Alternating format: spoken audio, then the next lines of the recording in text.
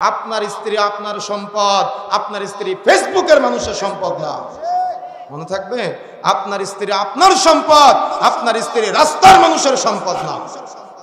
যে আপনি মোটরসাইকেলে বাইকের পিছনে বেপরদায় নিয়ে তাকে রাস্তায় রাস্তায় ঘুরে বেড়াবেন, এই দাম্পত্যের মাধ্যমে কখনো আদর্শিত সন্তান সম্ভব না। এই জন্য সতর্ক হতে হবে, সাবধান হতে হবে। আপনার স্ত্রী আপনার সম্পদ, আপনার স্ত্রী এলাকার মানুষের সম্পদ না। এই নীতিতে আপনাকে বিশ্বাসী হতে হবে। কেন জানেন?